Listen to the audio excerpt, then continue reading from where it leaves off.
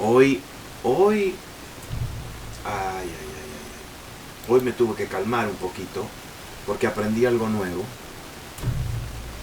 y no bueno, no bueno. Aprendí algo bueno de, me llama uno de los hermanos de nuestra congregación y me pregunta acerca de qué es el segundo, no, perdón, qué es el diezmo de la Pascua, el diezmo de la Pascua. Y yo le dije, que yo sepa, en la Pascua no hay ningún diezmo especial. Y después me dijo, pero ¿cuál es el segundo diezmo? El segundo diezmo. Y yo le dije, no sé, es decir, que yo sepa ahora mismo, no me cae. No me cae nada del segundo diezmo. Y después me enteré de que hay gente, pastores, maestros, que van a visitar a gente y le piden el segundo diezmo. Y que se los dé a ellos, obvio, a ellos, ¿no? Y le dan toda una enseñanza. Y esa me da una cosa, no sé, me gustaría comprar una ametralladora, ¿viste? Un fusil. En el espíritu, en el espíritu. Y qué cosa, ¿no? Y saben que y buscan a hermanas que tienen dinero. Y buscan a personas que tienen dinero y las confunden porque les enseñan toda una cosa de que en la Pascua va a haber un momento, un cielo abierto, que donde va a bajar algún tipo de bendición. Y yo, no sé, le voy a hacer una pregunta, a ver. La Pascua, ¿verdad? La Pascua es el recordatorio de cuando el pueblo de Israel sacrificó un corderito, tomó la sangre, ¿sí? Pintaron los dinteles de las puertas. ¿Y qué pasó con el ángel? El ángel pasó de largo. Entonces ellos fueron salvos por la sangre del cordero, ¿correcto? Ok. Una pregunta. Entonces la Pascua es el recordatorio, los judíos se recuerdan de ese día. Ahora, para nosotros, una pregunta. ¿Qué sangre fue aplicada a nuestra vida? ¿La sangre de quién? ¿Del cordero de allá o el cordero de quién? ¿Quién es el cordero de Dios?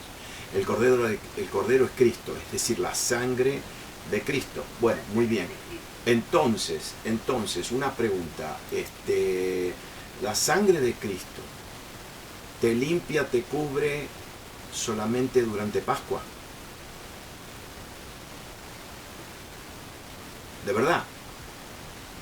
No, piénselo. Y entonces, la sangre de Jesucristo, ¿cuándo te cubre?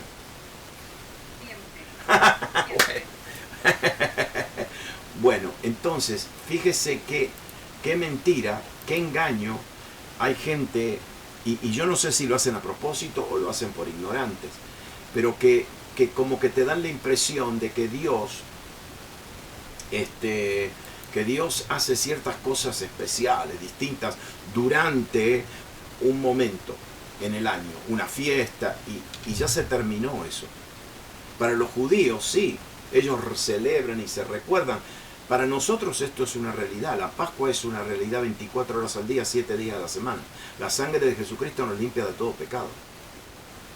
No nos limpia solamente durante Pascua. Nos limpia continuamente, ¿no? Lo mismo la fiesta de Pentecostés. El Espíritu Santo vino y ¿qué? Solamente viene el mes que viene durante mayo, creo que será durante mayo, 50 días después de abril, del 4 de abril, es el día de Pentecostés, solamente va a venir en ese día. O el Espíritu Santo está con nosotros continuamente. Y bueno. Entonces, porque acá en el capítulo 4 va a haber un versículo donde Pablo le va a decir, se terminó eso de celebrar días y meses y temporadas y años, se terminó eso, se terminó. Entonces hay todavía gente que quieren esclavizar y básicamente hoy le quieren sacar dinero a la gente. Me tenía que sacar esa, por si se aparece alguien. Yo sé que no va a ser, pero en una de esas hay gente, porque todas estas enseñanzas, ¿sabe lo que pasa? Que se difunden a través de los medios sociales.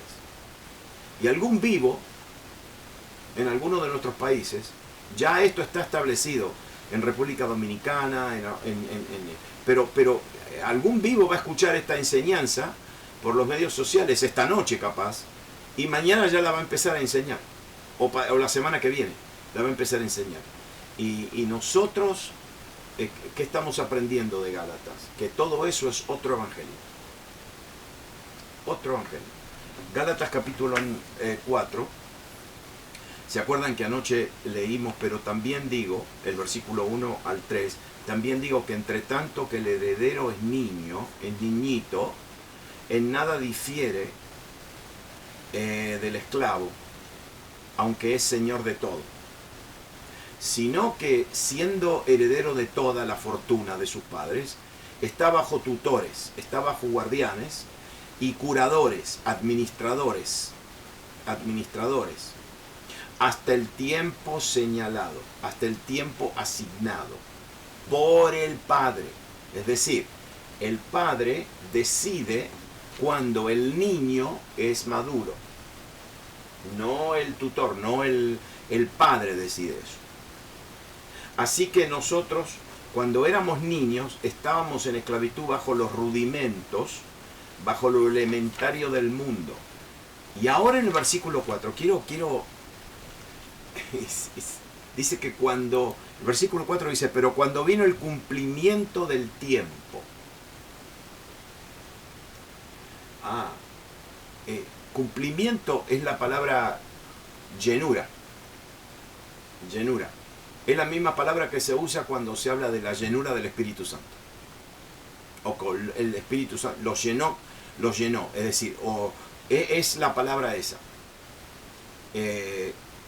Cumplir, llenar. Entonces ahora dice, cuando vino la llenura, lo completo, la abundancia del tiempo. Es decir, como que Dios estaba mirando el tiempo y algo se estaba llenando, hasta que se llenó, hasta que se cumplió. Y dice que cuando se cumplió, se llenó el tiempo, porque Dios es el Señor de los tiempos, Dios envió.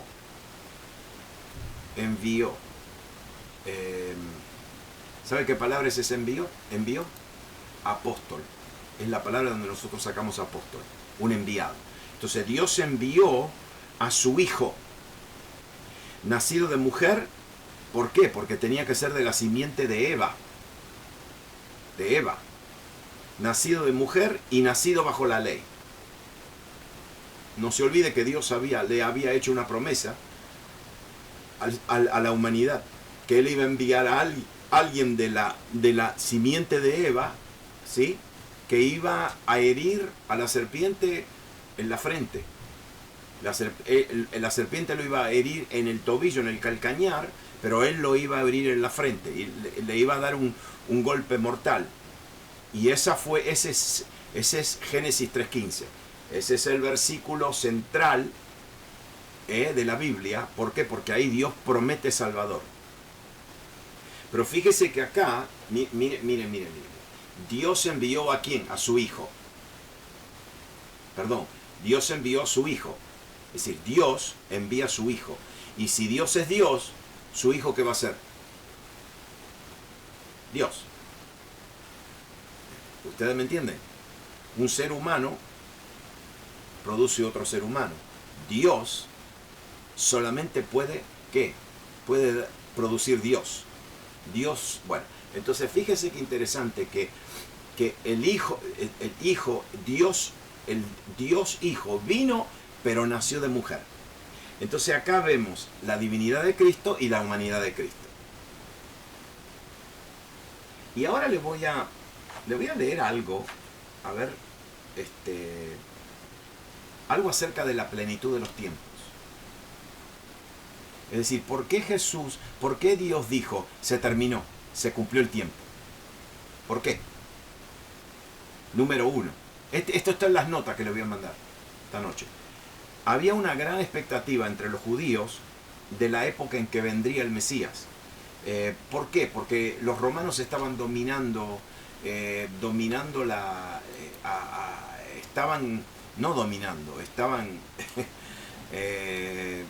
tenían autoridad sobre toda la provincia. Ellos eran los que habían conquistado la provincia y la habían colonizado. Y entonces los judíos se sentían oprimidos, estaban oprimidos. Entonces el dominio romano sobre Israel hizo que los judíos esperen aún más la venida del Mesías. Número uno. Número dos, Roma, el Imperio Romano, había unificado gran parte del mundo bajo su gobierno, todo unificado, dándole un sentido de unidad, de ciudadanía, y los viajes entre las provincias de Roma eran relativamente pacíficos, eran posibles, permitiendo que los primeros cristianos viajen a predicar el Evangelio. Esa libertad de viajar no era posible antes de Roma, era muy difícil. Número 3, aunque Roma había conquistado militarmente, Grecia había conquistado culturalmente. Entonces había un lenguaje en común en aquel tiempo, el lenguaje griego común, que era el idioma comercial, el idioma que se hablaba en todo el imperio, lo que permitió comunicar el Evangelio a muchas personas diferentes, de diferentes grupos, a través de un idioma común. Es decir, aquí viene Pablo, que es un judío, aquí viene Pedro, que es un judío, y Pedro termina predicando por allá, y Juan termina en Éfeso. ¿Y cómo se comunicaban? Se comunicaban hablando en griego. Y eso lo hizo Roma, y que eso sucedió en ese momento de la historia. También había muchos ídolos falsos en ese tiempo, y los ídolos falsos, mire esto, los ídolos falsos de la gente no le habían dado ninguna victoria sobre los conquistadores romanos, y entonces hizo que muchas culturas abandonen sus dioses. Porque le habían ofrecido a los dioses, habían el sacrificio, y los romanos entraron y pisotearon a todo el mundo. Ninguno de esos dioses le funcionó.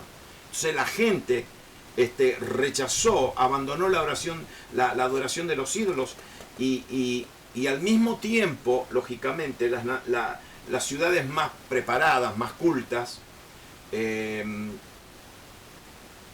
la filosofía y la ciencia griega dejaron a la gente vacía.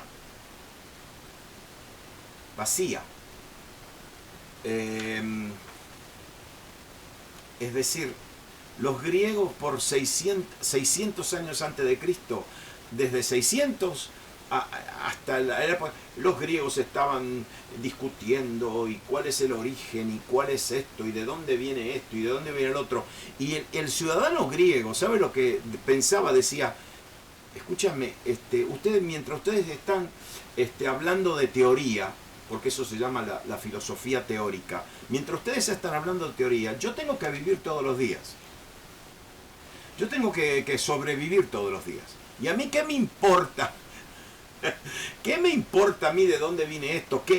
Los griegos estaban, ¿qué es la hermosura? ¿Qué es lo arte? Y el hombre pobrecito que estaba partiendo piedras afuera porque tenía que hacer piedras, ladrillos para edificar, estaba pensando, ¿y a mí qué me importa qué es lo que significa la hermosura, el arte? No me importa. Entonces la gente estaba frustrada. Y la escuela, dicho sea de paso, la escuela filosófica más importante en aquel tiempo, ¿sabe cuál era? Era la que se preguntaba cómo se puede vivir una vida buena, una vida bien. ¿Cómo? Es decir, ¿cómo puedo vivir mejor? Número 5. Las religiones misteriosas, ustedes saben, las del ocultismo, enfatizaban a un Dios que los iba a salvar y exigían que los adoradores ofrezcan sacrificios sangrientos, ¿no? Entonces cuando le preguntaba, el Evangelio les decía, no, Jesucristo murió en la cruz por ustedes. Ese concepto como que caía bien, les caía bien. Yo me acuerdo una de las veces que estuve en Guatemala, el centro de la civilización maya, ¿no? De los mayas. Los mayas eran gente muy educada, muy linda, eso, pero los mayas sacrificaban a gente. ¿Y saben lo que hacían? Les sacaban el corazón y se lo comían. ¿Por qué? Sí, se lo comían mientras estaba todavía latiendo. Porque ellos creían que si se comían el corazón de la persona que habían sacrificado, que recibían vida, la vida de esa persona. ¿Sí? Y de repente se aparecen los jesuitas. Espere. Y de repente se aparecen los jesuitas con una revelación. El Sagrado Corazón de Jesús. El famoso Sagrado Corazón de Jesús. Y los indígenas de Mesoamérica dijeron, entonces ese Jesús te da vida, ¿no? Es como que hubieron muchas cosas preparadas para que la gente reciba el mensaje, el Evangelio, ¿no?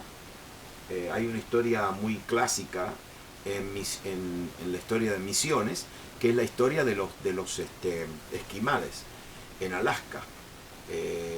Fue un misionero en el siglo XVIII por ahí, y no sabía hablar el idioma, nada, no se podía comunicar, y se quedó como 3 años con ellos aprendiendo el idioma. Y lo aprendió, pero no sabía cómo predicarle el Evangelio, ¿no? Hasta que se dio cuenta que todos los años, en la cultura de los esquimales, venía una ballena del mar, y se quedaba varada en la playa. Y ellos tomaban a esa ballena que voluntariamente se varaba, voluntariamente entraba y se quedaba ahí, y se moría. Ellos entonces tomaban esa ballena y le sacaban la carne, le sacaban huesos, los huesos para hacer armas, le sacaban, por ejemplo, le encontraban, no sé, como 1,5 toneladas de algas marinas en el estómago, no digerido todavía. Y eso eran como los vegetales que ellos podían comer, porque allá no se puede plantar nada, se muere todo. Y de repente al misionero se le prendió la lamparita, ¿no? Se le prendió la luz. Jesucristo no es el Cordero de Dios, es la ballena de Dios que vino a salvarlos, ¿no? No, y sí, y toda la tribu se convirtió. Entonces, número 5. Número 6. El ejército romano, mire, fíjese esto, el ejército romano reclutó a soldados de entre todas las provincias. No eran todos romanos. Eran soldados de España, de Francia, los galos, los de España, los de Arabia. Ellos sacaban soldados de todas sus provincias, ¿no? Y los introducían a la cultura romana. Pero, ¿qué pasó? Muchos de los soldados que ellos reclutaron ya eran cristianos. Habían recibido a Cristo. Por ejemplo, los primeros que fueron a predicar el Evangelio en las Islas Británicas, que eran todos bárbaros. No bárbaros como decimos nosotros, eran bárbaros de barbaridades. Los primeros que llevaron el Evangelio a las Islas Británicas fueron algunos soldados romanos.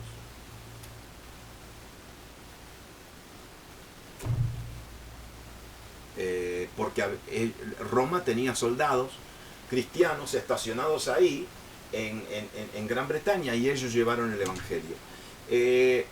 Escúcheme bien ahora, estas ideas, yo le di 6 ideas, se basan en la historia, ¿no?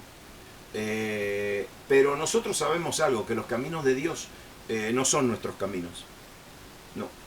Y estos pueden haber sido una razón, y a lo mejor, bueno, pudieran ser razones. Porque en el contexto, en lo que nosotros hemos estado estudiando, la verdadera preparación del pueblo de Israel para recibir al Mesías fue la ley. Dios le dio la ley para que se frustren. Para que se frustren y lleguen a número 1, para que se frustren. Y número 2, porque en la ley, en los profetas, estaba la profecía de que vendría un Mesías. Y es decir, aquí Pablo en Gálatas nos dice que Dios puso a la ley a cargo. ¿Qué significa cargo? Y la puso como un guardián, como un ayo. La puso a la ley a cargo para guiar a la gente a Jesús como el Mesías. Eso no solamente, y no me quiero meter en esto porque esto es más complicado, pero ustedes saben bien que en el libro de Daniel capítulo 9 se habla de 70 semanas, o los 77, que son 490 años. 490 años. Y 490 años desde el mandato a restaurar y edificar a Jerusalén. Y Artajerjes, en el año 445 antes de Cristo, 445, mandó a edificar, a restaurar a Jerusalén. Y después de ese tiempo, Daniel profetiza que el ungido será cortado, que será raído, que será cortado, es decir, el ungido, el Mesías. Entonces se estaba cumpliendo, cuando Jesús vino, se cumplió esa profecía de Daniel al pie de la letra.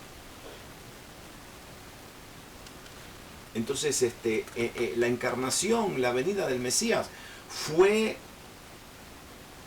de una manera tan exacta, que el pueblo de Israel estaba preparado para la venida de Cristo.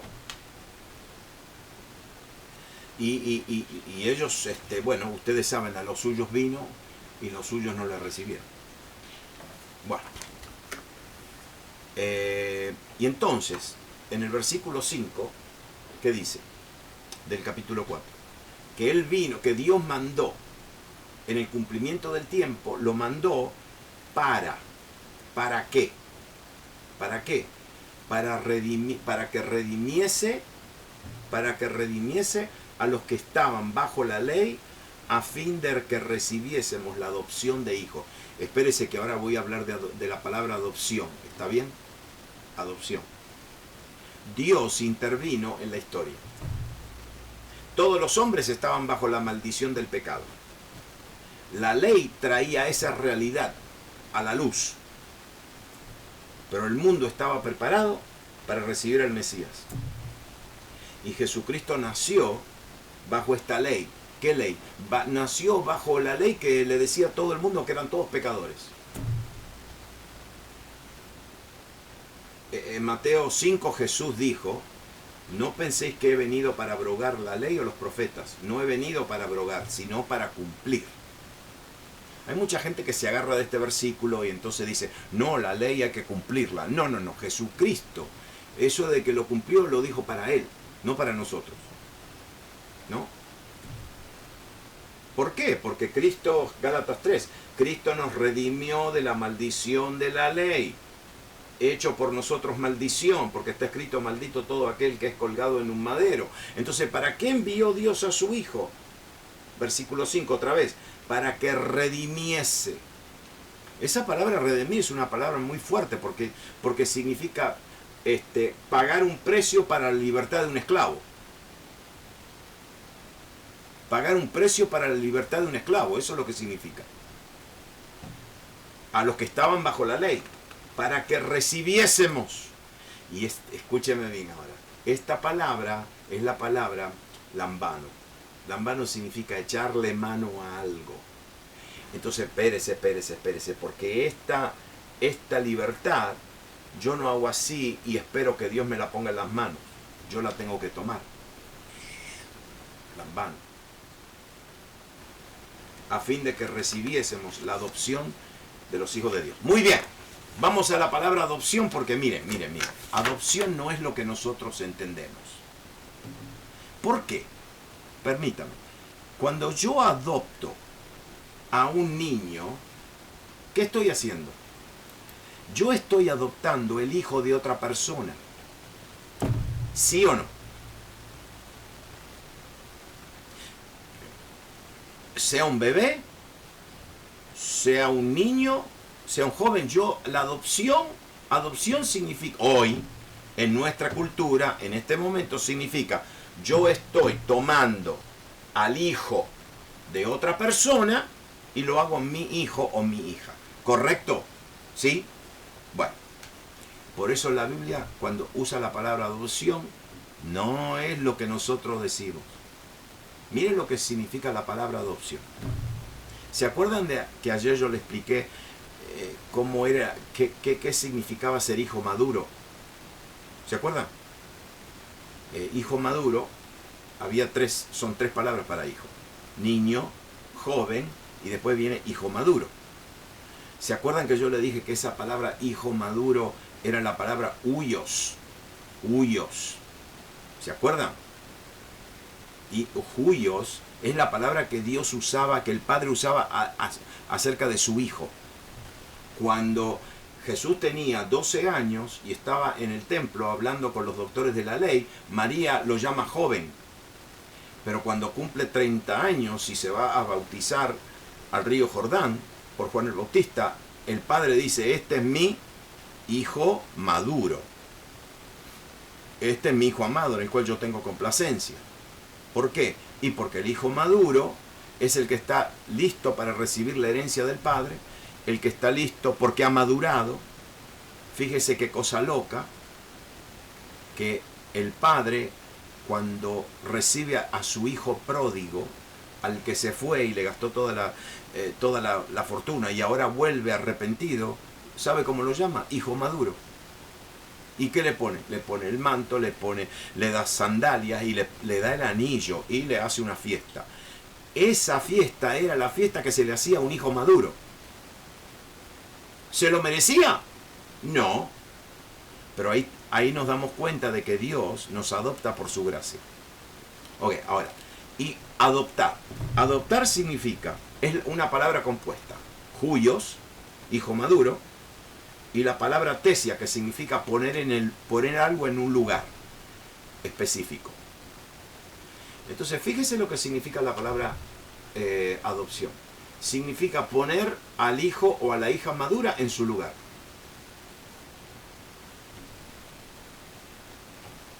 Cuando Dios habla de adopción, no está hablando de que nosotros le pertenecíamos a otra. No. Nosotros siempre fuimos creación de Dios.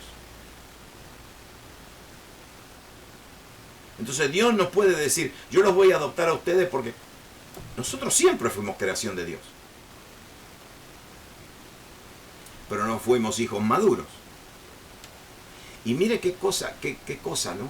Del momento en que yo pongo mi fe en Cristo Jesús, del momento que yo pongo mi fe en Cristo Jesús, el Padre considera ese paso como un paso de madurez.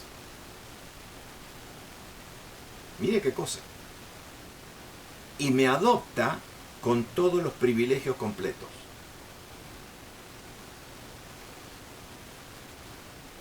Entonces Dios envía a su Hijo, muere para liberarnos de la maldición del pecado, y ahora, miren lo que dice, versículo 6. Y por cuanto sois hijos, adoptados, hijos maduros, Dios ahora envía otra cosa. Cuidado, porque aquí está toda la Trinidad envuelta. Dios envió vuestros corazones. Cuidado, porque mire lo que dice, el Espíritu de su Hijo, el cual clama, Abba Padre. Ahí no dice simplemente el Espíritu Santo, dice el Espíritu de su Hijo. Y usted va a decir, ¿qué significa eso? ¿Cómo que el Espíritu de su Hijo? Es el Espíritu Santo, es el Espíritu Santo. Pero es el Espíritu Santo que nos revela que el Padre de Jesús es mi papá también. Ese es el espíritu del Hijo. ¿Qué significa? Una pregunta. Le voy a hacer una pregunta, no, como es extrema. ¿Dónde está sentado Jesús en este momento? ¿A la diestra de quién? ¿A la diestra de quién? A la diestra del Padre. Ok. Otra pregunta. ¿Quién está intercediendo por nosotros? A la diestra del Padre. Jesús. Ok. Una pregunta. El Padre, a todo lo que el Hijo le pide, ¿qué le dice? ¿Le rechaza alguna oración? No. Ok, no le rechaza ninguna oración. Perfecto. Y si yo le digo a ustedes que el Padre le pone atención, igual atención a tu oración que a la oración de su Hijo.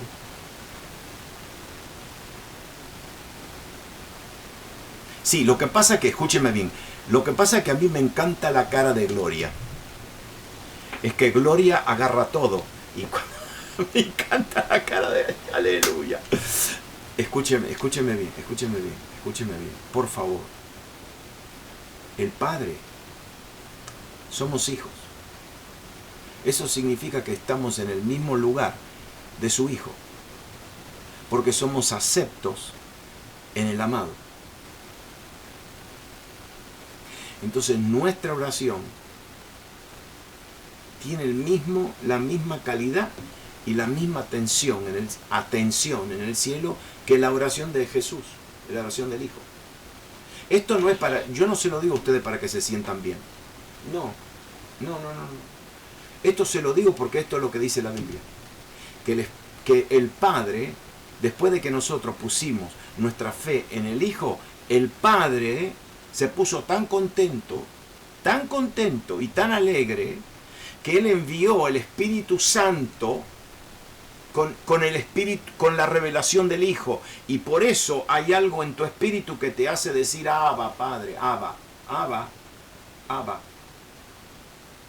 Ese Abba no es un principio teológico, es una revelación del Espíritu. ¿Y qué Espíritu? El Espíritu de Cristo. ¿Qué significa eso? El mismo Espíritu Santo que le ministraba a Jesús, el mismo Espíritu Santo que hacía que Jesús siempre eleve sus ojos al cielo y que ore y que hable con él, ese mismo Espíritu Santo, el mismo Espíritu Santo que el Padre ahora nos da a todos los hijos, para que nosotros sepamos que el Dios eterno es nuestro papá. Entonces, ahora la remata y dice, así que, si Jesús te libró de la maldición del pecado, si Jesús te libró de la maldición de la ley, que era una lupa, que te ponía la lupa siempre, no, hoy, no sé, no voy a hacer nombres, pero hoy recibí, o anoche, una pregunta. Y es una pregunta tan linda, es decir, me tocó el corazón. Pero, ¿por qué? Porque, bueno, me dice la persona, es que yo, porque yo una vez mencioné que cuando una vez ayuné yo me sentía muy débil, Entonces esta persona me dice, yo también, cuando yo ayuno me siento débil. Y claro, el cuerpo te está diciendo, me estás matando, no me diste de comer, me estás matando, no me gusta. Entonces la carne reacciona. Y después, no, que yo quiero ayunar y que quiero vigilar. Y tengo ganas de decirle esto. No te golpees. No te latigues. Es como un látigo. Ah, no, que yo tengo que ayunar, que yo tengo que hacer esto, que yo tengo que hacer lo otro. Escúcheme bien. Los ayunos, el ayuno del Señor, no es simplemente porque uno se le da la gana de ayunar. Los ayunos con Dios siempre tienen que tener una razón. Si yo no tengo una razón para ayunar, lo que estoy haciendo es una dieta.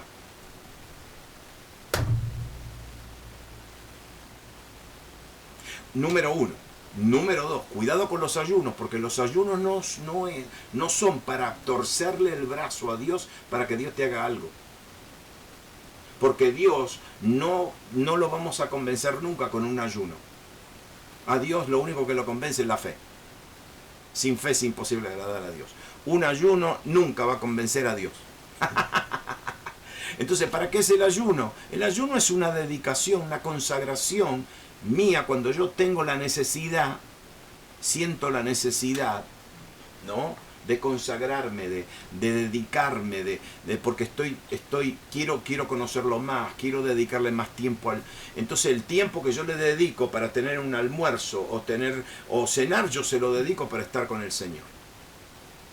Y el ayuno del Señor es, y dicho sea de paso, el ayuno del Señor también es, y el dinero que te ibas a usar para comer ese almuerzo y esa cena, dáselo a los pobres. Es decir, ese es el ayuno del Señor. Entonces nosotros hacemos un montón de cosas y pensamos un montón de cosas como esclavos todavía, no sabiendo que yo ya no soy más esclavo, dice el versículo 7, sino hijo, sino hija.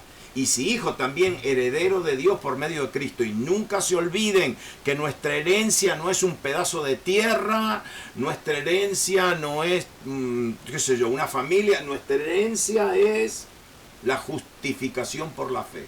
Nuestra herencia es que yo tengo un lugar, yo tengo el lugar justo delante de Dios.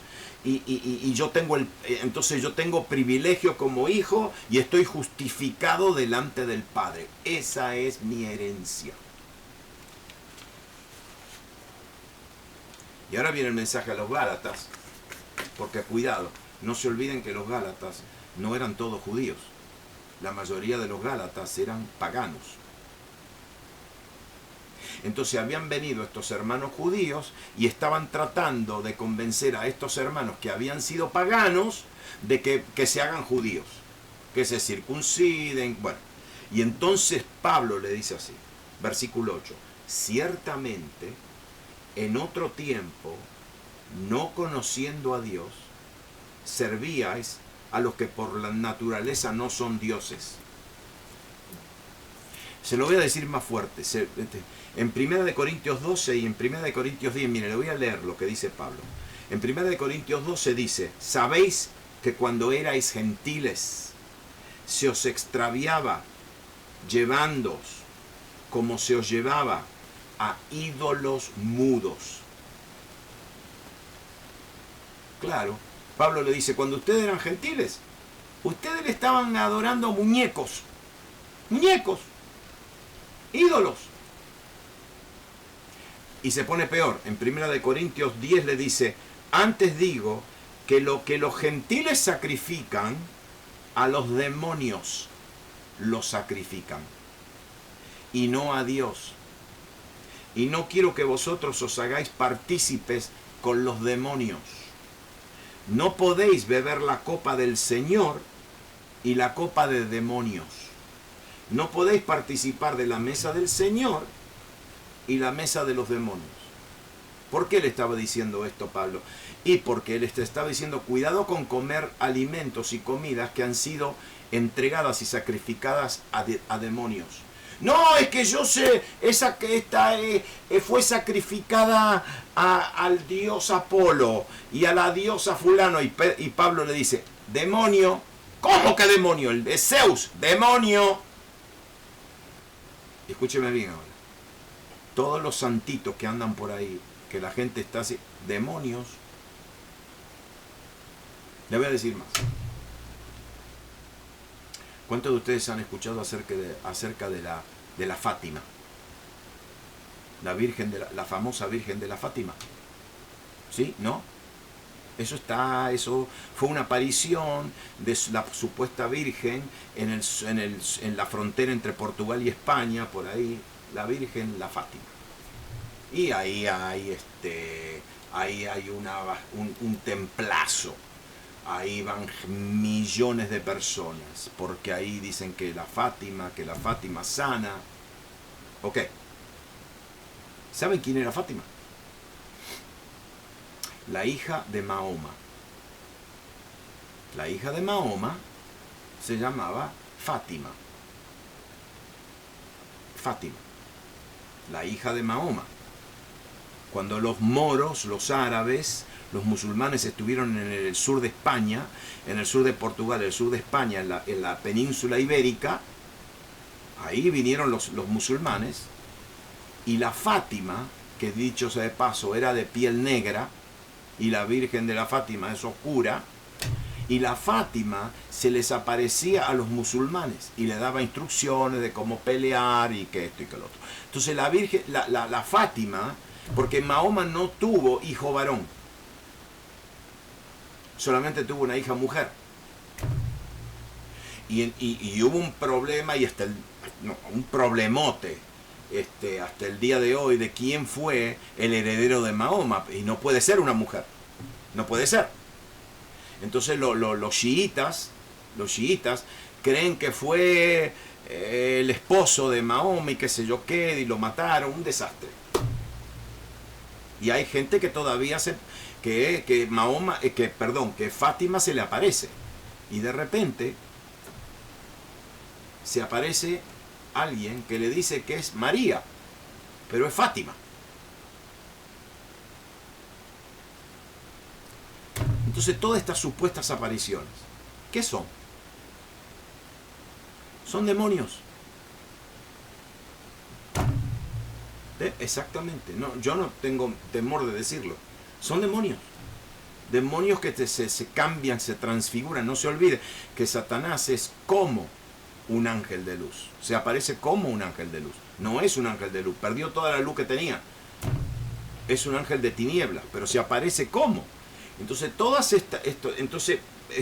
Pablo le dice, ustedes, cuidado, es mesa de demonios. No vuelvan a eso. Entonces, en el versículo 9, y acá termino, dice, más ahora, y ahora miren. Por favor, miren, escuche esto despacito. Despacito. Dice, más ahora. Dice, ustedes eran en otro tiempo no conociendo a Dios, no conocían a Dios. Y ustedes servían a demonios. Pero el versículo 9 dice, más ahora, conociendo a Dios. Claro, sí, ellos lo han conocido a Dios. Pero mire lo que dice, o más bien, siendo conocidos por Dios.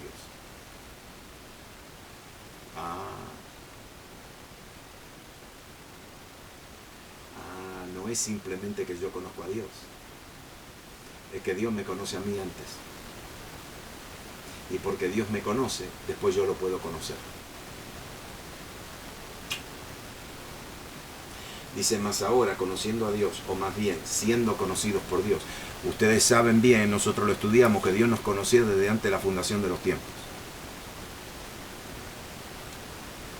Más ahora, conociendo a Dios, o más bien, siendo conocidos por Dios, ¿cómo es que os volvéis de nuevo a los débiles y pobres rudimentos, a los cuales os queréis volver a esclavizar? Y ahora en el versículo 10 le pega un tiro en la cabeza. Guardáis los días. Los hermanos judaizantes, ¿saben lo que querían? Que guarden el sábado. no hay que guardar el sábado, porque la ley dice el sábado, el sábado, el sábado. Y dice, ¿ustedes guardan el sábado? ¿Qué sábado? Nosotros vivimos en un continuo sábado. ¿Por qué? Porque vivimos, sábado significa descansar de nuestras obras. ¿Y por qué nosotros descansamos? Y porque Jesús las hizo todas. ¿Y para qué yo voy a volver? Yo vivo en un sábado continuo. Yo vivo en el descanso del Señor. Guardáis los sábados, dice, los meses, y los judíos tenían ciertas fiestas como la luna nueva, que era un ciclo de meses, y venía la luna nueva, y ellos eran, contaban los días y las horas. Dice, los tiempos significan las estaciones, esas eran fiestas que duraban más de un día, y los años, cuidado, miren lo que le voy a decir, y los años, como el año de jubileo.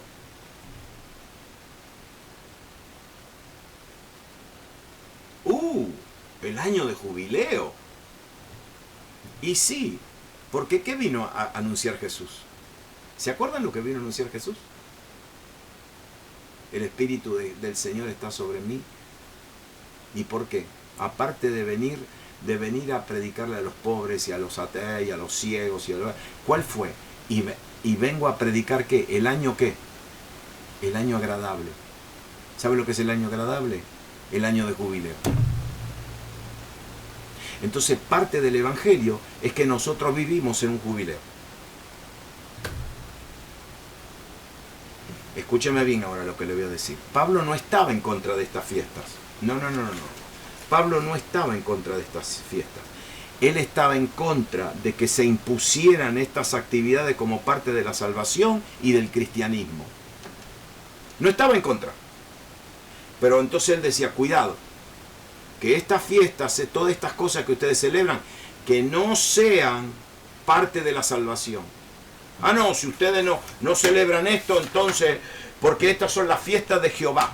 Y si hay que celebrar la fiesta de Jehová, es que Jehová quiere esta fiesta. Sí, se la celebramos todos los días. Todos los días. Jubileo.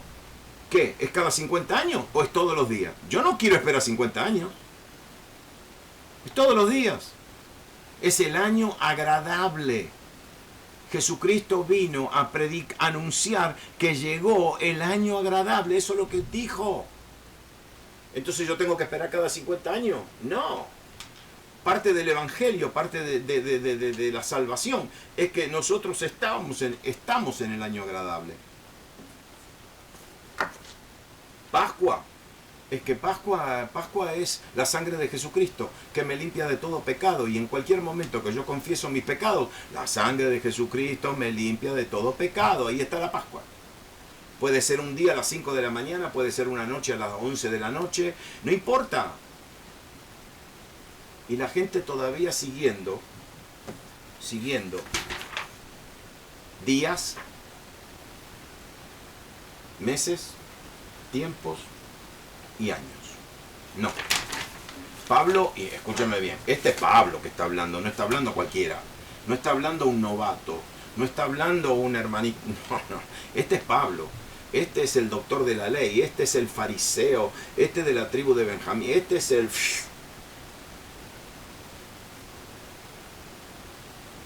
Como dicen en Centroamérica, este es el mero mero, este es el más alto.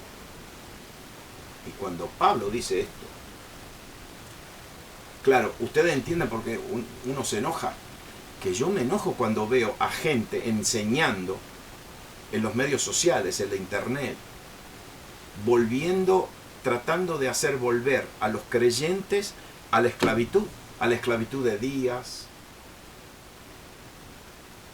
Yo me siento mal por los hermanos adventistas. Los hermanos adventistas son gente excelente, no hay mejor gente que los adventistas. Mira, si podés hacer, son de lo mejor, son mejores que, bueno, gente moral, gente de salud, gente de familia,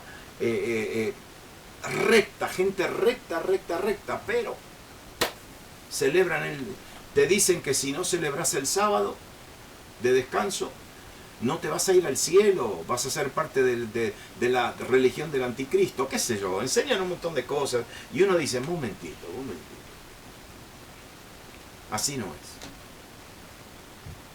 Así no es. Ustedes entienden ahora lo que Pablo les dice a los Gálatas. Ustedes entienden por qué Gálatas es el primer libro escrito en el Nuevo Testamento.